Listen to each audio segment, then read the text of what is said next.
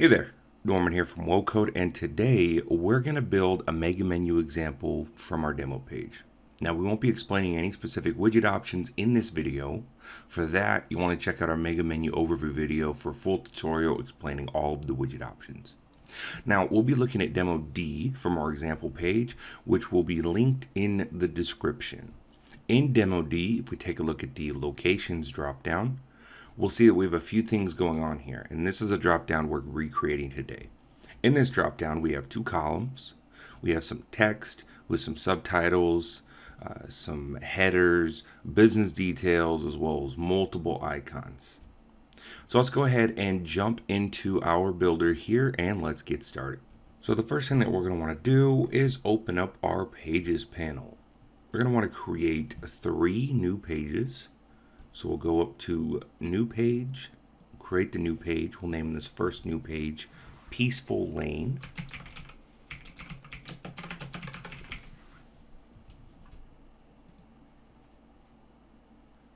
All right, now we'll go ahead and create our second new page. We'll name this one Pineview Drive.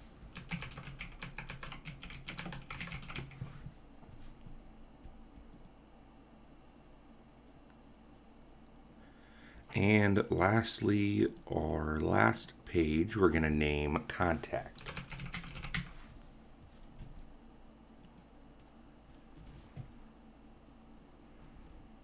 All right, now let's go ahead and just load back up that home page here.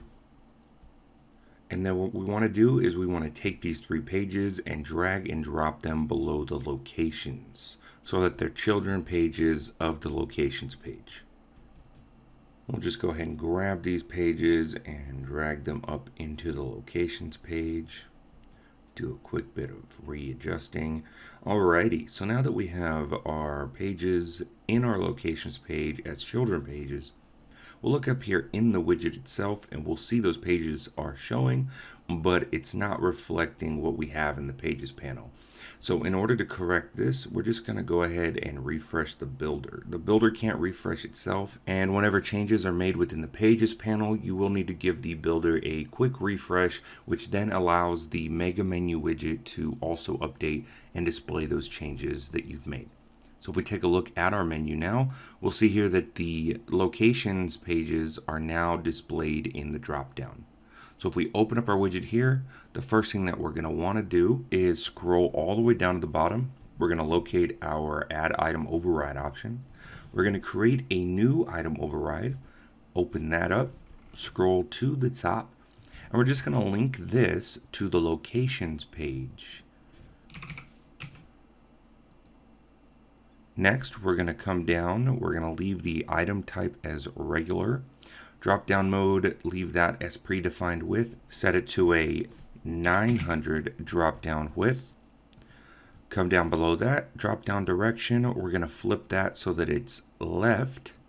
And then we're going to come down to child item columns and set that to 2.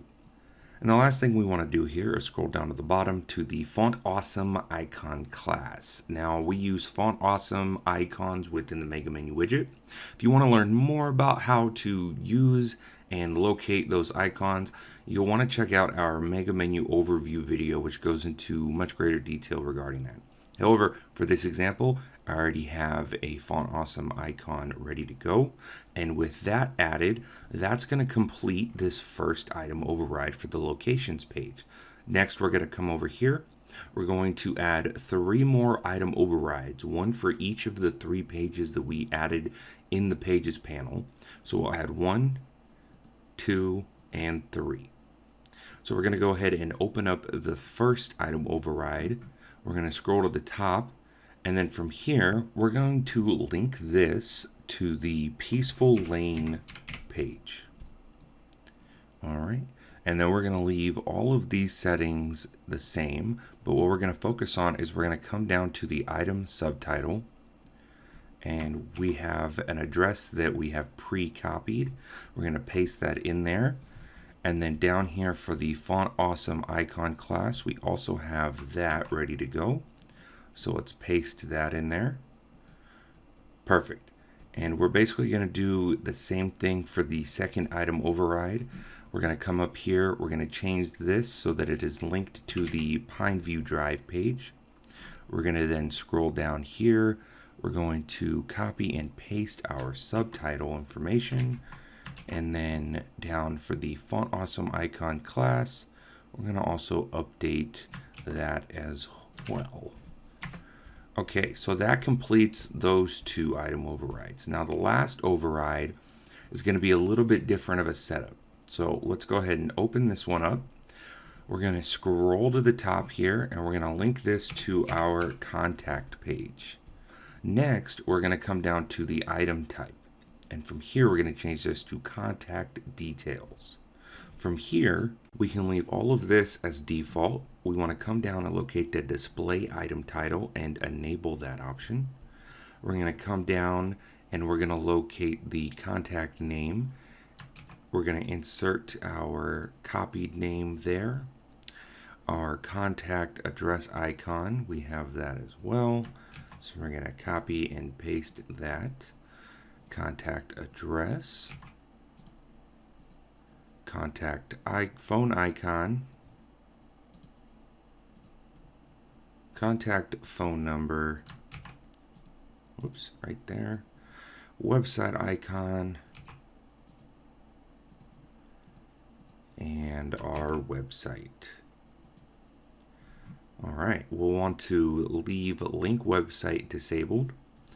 Come down below that, our email icon and our email. All right, perfect. So now that we have our item override set up and ready to go, let's jump into our design panel here and see how this was styled.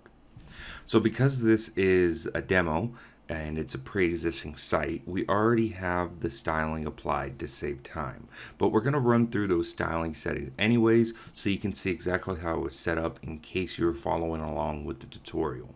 Now feel free to pause the video along the way if you need to check out a specific setting. So the first thing we're gonna wanna do is jump into our top level container styling. In here, you'll find the menu alignment is set to right, and the first drop down offset is set to 10. Next thing we're going to want to do is we're going to want to jump into our top level item styling.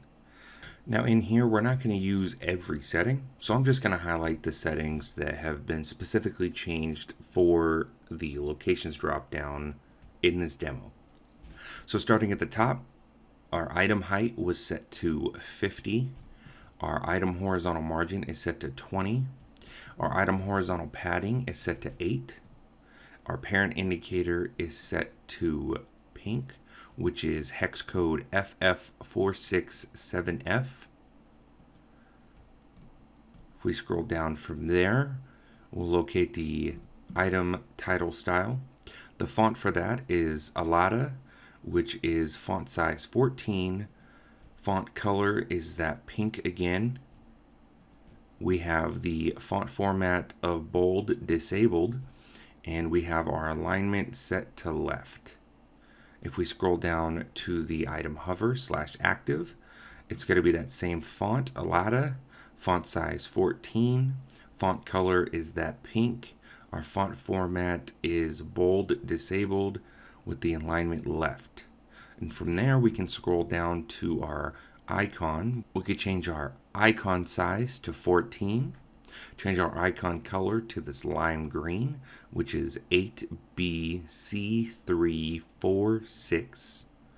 Our item hover is going to be white. And then from here, we can go ahead and open up our drop-down container styling. And then in here, we have a few settings that we need to adjust. The first one being our full width drop-down side margin set to 5. Our item vertical margin set to 10. Our item horizontal margin set to 20. Scroll down. Background color is set to white. Drop-down border width is 24. Scroll to the bottom here. We want to enable the drop-down shadow. We want to set the drop-down vertical offset to 16, shadow horizontal offset to 20, shadow blur to 25, and the shadow color is going to be this light gray, which is going to be hex code 121219 with an opacity of 21%. Perfect. So now with those taken care of, from here, we can jump down to our drop-down regular items type. In here, we're going to adjust the item vertical padding to 5, the item horizontal padding to 7. Parent indicated color is white. We have no background, no border. We can jump down to our item title style. From here, we're going to set this to font Alata, font size 14. Font color is that dark purple. Once again, that is 3B, 3E, 6F. We're going to want to enable the font format bold. We want to set it to a left alignment. From here, we could jump down to our item hover. That font is Alata once again. Font size is 16. Font color is white. We want to remove the font format bold, and the alignment is left. Now from here, we jump down to our item subtitle. That font once again is Alata. Font size 13. Font color is a dark gray, which is 565656. We want to disable the font format bold. Alignment is left. And then we can jump down from here down to the bottom. Our icon size is 15. Our icon color is that lime green, which is 8BC346, and our item hover color is white. And then from here we can scroll down and locate our drop down contact item type. We'll start at the top here with the vertical padding to 5, the item horizontal padding at 30. Then we can jump down to the title text style, change the font to Alata, font size 16, font color is white. We'll have no font format and no alignment.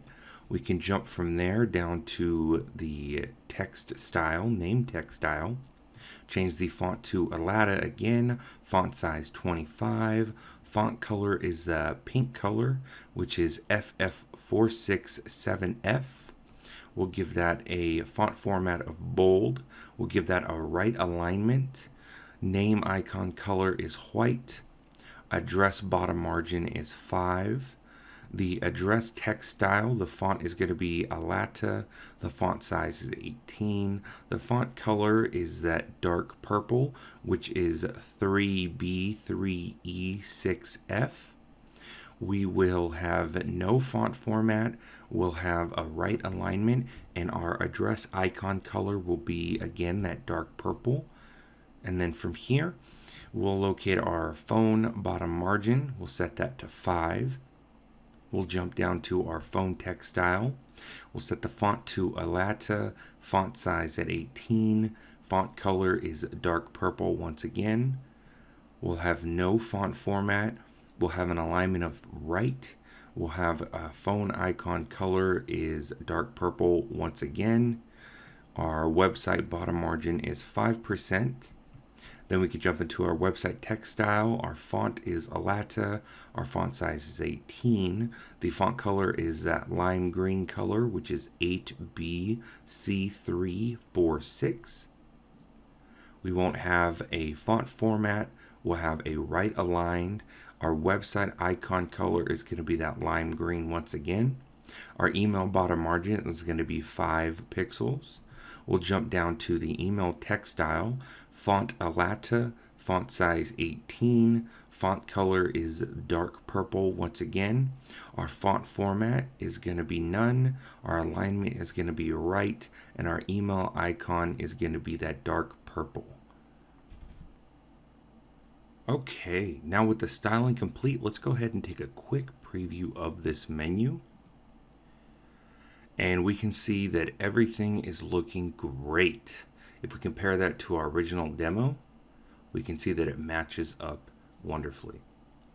Okay, and that's going to be a wrap on Demo D. Be sure to check out the other setup example videos to learn how to create more awesome looking mega menus and to discover some more menu item override types and features. And if you want to learn more about the individual settings in the widget menu, check out our mega menu overview video.